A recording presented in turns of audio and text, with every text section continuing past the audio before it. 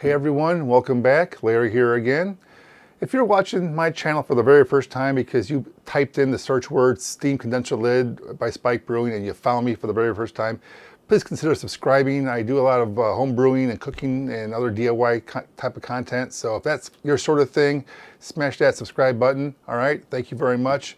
And for everyone else who's a regular viewer, again, welcome back to you too. I have a new product to go over with you from Spike Brewing, their Steam Condenser Lid. They sent me another prototype because it's not out on the market just yet. Yes, I know prototypes are a thing, right? You may remember my my eBrew-N-BBQ system. That's also a prototype. It's also been renamed. It's no longer the eBrew-N-BBQ. It's now the Solo. They issued a release about that not too long ago, but I digress. So I reached out to them again after having done some of these brew-in-the-bag videos and asked them if I can get my hands on their upcoming Steam Condenser Lid, and they agreed. Now, they sent me a prototype. It's a loaner. I actually already sent it back, but I had a week to play with it, and I did brew a batch of beer on it. It was a cream ale, but that's a topic for another video. But going back to the Steam Lid, now, I'm a novice at steam condensing lids, right? I mean, who's really an expert in the homebrewing world, at least, right? They're not a common thing. I did a lot of searching online as part of my research before I got this one from Spike to see what I should be looking out for. And there really isn't a whole lot of content, even a whole lot of products that offer this. So much of my use of this thing came from my very first experience with it, and I had to learn it as I went. And learn I did. Oh man, there was so much to this thing. Now, you think, what's the big deal about a condenser lid? It's just a lid you put on top of the kettle. It keeps the steam out. That's all it does. Well, yeah, that is what it's for, but there was a lot of nuance with using one that I discovered. For starters, it uses a lot of water, guys. A lot. I mean, I'm talking their spec is 15 to 25 gallons per hour. So for an hour-long boil, you might be using on average 20 gallons of water, which I did. In fact, I think I averaged around 21 to 22. And I say average because I actually did use this thing multiple times. I brewed a batch of beer, right? This cream ale I brewed, but I had some issues with it that I wanted to debug after the brew day. So I actually did a number of subsequent test runs with just using plain water. And I'll get into those details pretty soon too. But back to the brew day. So I used this thing for the very first time a day or two after I got it. Dove right on in and used this thing. And I had some issues. Again, I'm a novice. Some of it was my fault. Others were not. As a brew day went, some things I discovered, right? For one, again, it used a lot of water. So if you're going to think that you're going to be sitting around for an hour doing nothing, you are sadly mistaken. You need to continue to feed input water into the little bucket where the pump lies to pump the spray water, the cooling water into the condenser. You also need to be on hand to rotate out the full buckets of hot discharge water out throughout the hour as well. So about 20 gallons probably used, well, a little over almost 6 buckets because 5-gallon bucket to the top is almost overflowing. So it was more like 4 gallons per 5-gallon bucket. So I went through like, I think about six buckets, right? So you got to keep an eye on that stuff. You don't want the pump to like run dry, and you don't want hot water sloshing all over your floor from overfilling a bucket. And that water could be kept. I mean, that's what I did. I had a whole bunch of buckets. I kept that water around for wash water later. So that's really not a big deal. But if you're like me, I also collect the runoff water from the chiller later for washing. So now I had pretty much twice as much water as I would normally have for a normal brew day. And I ended up having to dump a good part of it out, just to let you know. But that was my situation, being a guy in a garage without a floor drain. Now, if you don't care about your water usage and you don't mind sending the water down the drain, you can go down that route. But I do care about my water usage because it costs me some money. So I keep an eye on that kind of stuff. Other aspects of the boil with this thing, yes, it does work when it's configured properly, which I'll go into in a little bit again. But if it's configured properly, it does suppress the water vapor, which is the whole point of this thing. You don't want your room getting full of steam, water vapor clinging to the walls, maybe getting mold issues if you do it too often. Now me, I brew in my garage. In the summertime, warm weather, no big deal. I open the doors, not a problem. But in the colder months, I'm all bundled up. My garage doors are closed. that whole environment creates a lot of water vapor. You may have seen this in that live stream brew day I did with the eBrew-N-BBQ system, right? At some point it got pretty cloudy in there, which is what prompted me to reach out to Spike. So thank you, Spike Brewing, for sending this prototype lid my way. I really do appreciate it. And I'm sure a lot of you out there appreciate it as well, right? But back to the boil. So aside from the water usage, another thing I noticed, aside from the lack of fog in the air, which was great, right, was the fact that adding boil additions, like, well, in this case I did a cream ale, so I had an addition of corn sugar. I also had a couple hops additions, I think maybe a Whirlflock tablet and the like, right? Now, with the steam lid on there, you can't just throw the stuff in. You have to either, well, one way to do is open the lid with a hot glove so you don't burn your hand, and another hot glove so you don't burn your other hand, and pitch them in sideways. That didn't work out so well. You got a face full of hot steam. You can get a burn doing that, right? I tried that once and I knocked that off. Then I went about trying to do opening the porthole, the little 4-inch portal on the top of the lid.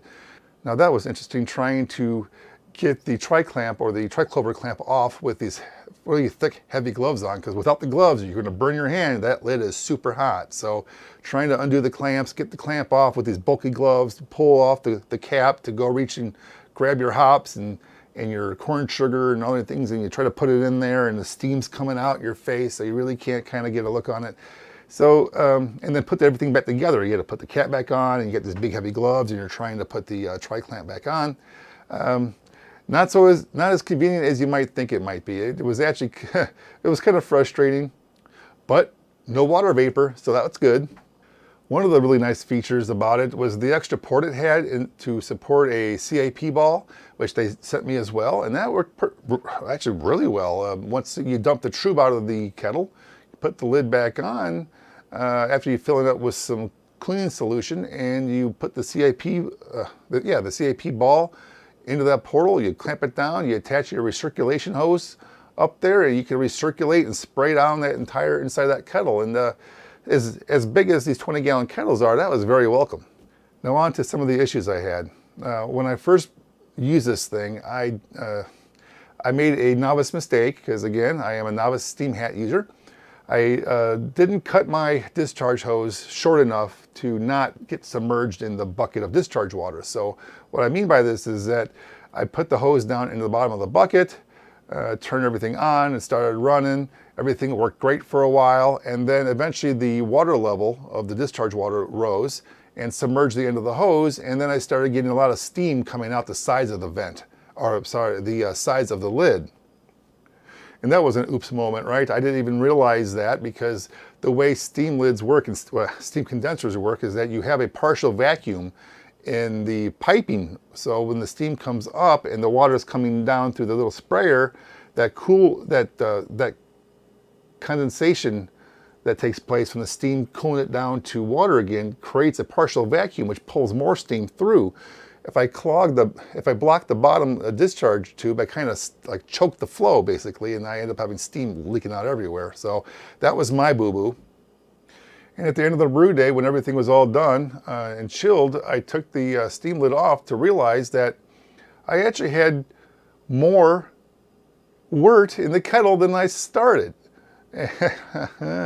Right? So you figure, what? The laws of physics don't exist in my garage or something, right? It was like, wait a minute, how did that happen? I understand one of the advantages of steam condensers is that it reduces your evaporation rate and the power that you need to run the boil, which it did. That was great. But however, I had more water or more wort than I started. Right? Water's getting in from the cold water line, right? So I'm not too sure how that beer is going to turn out now, being mixed with unfiltered, chlorinated Lake Michigan water in there. I'll find out in about a week here when I go to taste the sample when it's done for fermenting, but that's another topic for another story again. But I was perplexed, so I set about over the next several nights trying to figure out what happened. So instead of brewing more batches of beer and wasting hours and hours and money to brew beer I don't have any more storage room for, because I'm kind of full up here on homebrew at the moment, I decided to use plain water and kind of run the boil again, right? And I took notes, measurements, video, pictures, and night after night, for the next few nights, a couple nights at least, I kept having the same problem. I would start with a fixed volume of water, whether it be 8 or 9 or 10 gallons, boil it for an hour, pull the lid off, and it's a gallon up. And after cooling, it was more like a half gallon up almost, or 3/4 of a gallon up, but still, it was more, not less. So, that got me really worried. So I worked with Ben, the owner of Spike Brewing. We corresponded a lot on this topic, and ultimately, what we found out was that the prototype. Again, this is why I keep referring to the word prototype lid. The prototype was not made to the design spec that the production units are going to be. So what I mean by that is the horizontal piping that comes out of the lid and over to the condenser area should have a 3-degree grade going down. Now mine did not. I actually measured mine. I transcribed it and measured the angle. It was about a 1/2 degree. Now, Ben at Spike was able to reproduce my problem once I gave him that information and found a unit that I think had a similar problem, or maybe he reconfigured something to mimic it, and he's started encountering the backflow problem too. So the laws of physics do still apply to my garage. I am not crazy, which was a thought in my head, honestly, for a couple days. So the solution to this was for me to bend the piping. Now, I'm not Superman. I can't bend the actual piping. What I did is actually tug down on the condenser piping, and it kind of buckled the top of the lid a little bit to get the slant I wanted. In fact, I think I exceeded the 3-degree mark. Actually, I think it was more like 5 degrees from the video I took on this thing. But once I did that and ran a couple more tests, it was fine. I mean, it behaved normally. So I actually did lose some water to evaporation. I think it was like 3 to 3.5 quarts per hour was my rate. It was about an 8 or 9% evaporation rate, I think I got an average on. So that was really good. I probably could get that evaporation rate down if I reduced the power a little bit, but I was more concerned during my testing to figure out why I got more wort or water in my kettle post-boil than before, right? And that is the downside to having prototypes. So just keep that in mind when I say prototype, that's what I mean. It's prototype. So aside from my issues with the prototype, and once I got it working, it worked great. So steam lids works great, got some downsides, as you can see there, right? But it is a good fix for those of you who are brewing indoors a lot or all the time, who don't have access to ventilation to vent all that steam that you'll get. So it is an option, especially if you have a floor drain or a water supply or a sink nearby that you can rotate those buckets through. Not a problem for you. It was a little challenge for me because of my situation in my garage without access to water in the cold months. And in the summer months, I would just let it vent to the air because I'd have the garage doors open. But that's me. Everyone's different. I think it's a great product. It does solve some problems, and it may solve your problem for all I know. All right, so I want to thank you all for watching. If you have any questions, please post them in the comment section down below. Give me that thumbs up if you like what you saw. And again, if you're a new viewer and not yet subscribed, consider subscribing. And until next time, I will talk to you later.